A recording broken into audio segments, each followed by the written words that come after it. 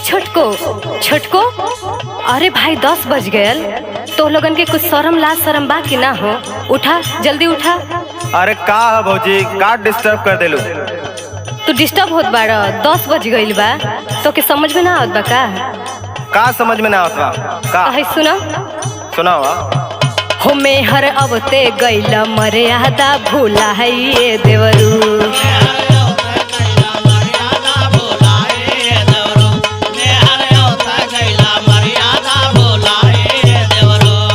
भुलाइए देवरू हो भुलाइए देवरू, सूत तार 10 बजे ले गोड़ फसाइए देवरू।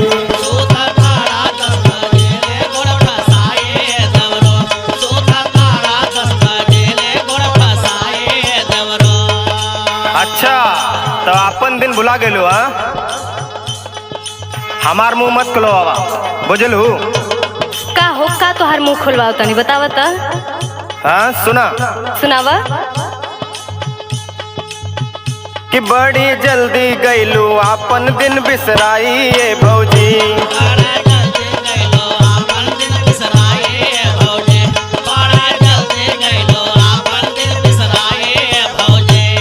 बिसराइए भौजी, बिसराइए भौजी, भैया संगवा फरलू कितना तू रजाइए भौजी।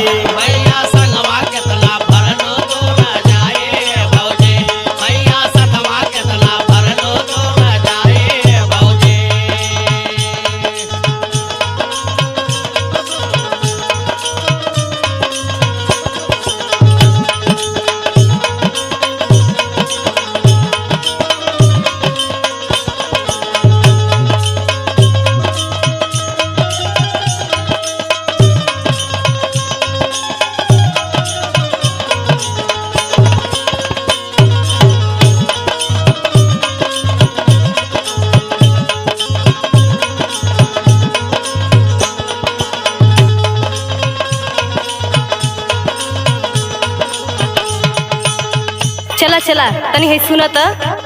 हाँ सुनावा। मेहर भइल बाटे देख कलयुग के मिठाई।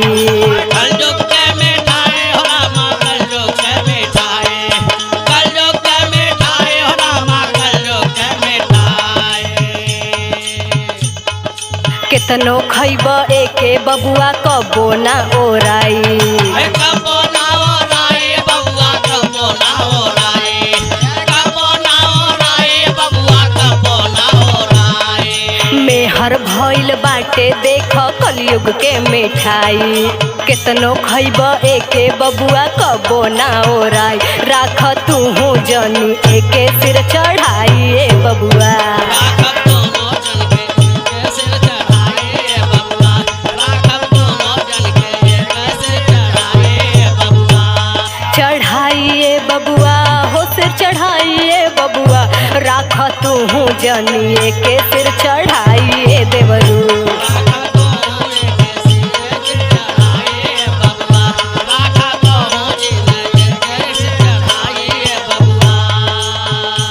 सुना है भौजी, ज्यादा मत बोलो ना तो पोल खोल दे, बुझलू? कैसन पोल हो? हाँ कैसन पोल? बिना दबौले 2 तलिया 3 तलिया बन जाता। अच्छा ढेर बोलबा। हाँ सुना। सुना मत बता। बोलो। हाँ सुना। 6 भर के छागल खातिर रहलू तू को हाइल। रहलो तो को हाइल भौजे, रहलो तो को हाइल, रहलो तो को हाइल भौजे, रहलो तो को हाइल। शेखर भैया संगवा कैलू रोजे तू लड़ाई। कैलो रोज लड़ाई भौजे, कैलो रोज लड़ाई, कैलो रोज लड़ाई भौजे, कैलो रोज लड़ाई। अरे 6 भर के छागल खातिर रहलू तू को हाइल। शेखर भैया संगवा कैलू रोजे तू लड़ाई। चुसलू अवदेश के कमाई बहुत बड़ाई करेलू। चलो आओ देश कर कमाई बड़ा बड़ाई करेलो, चलो आओ देश कर कमाई बड़ा बड़ाई करेलो। बड़ाई करेलू, बड़ा बड़ाई करेलू, बड़ाई करेलू, बड़ा बड़ाई करेलू। चुसलू अवदेश के कमाई बड़ा बड़ा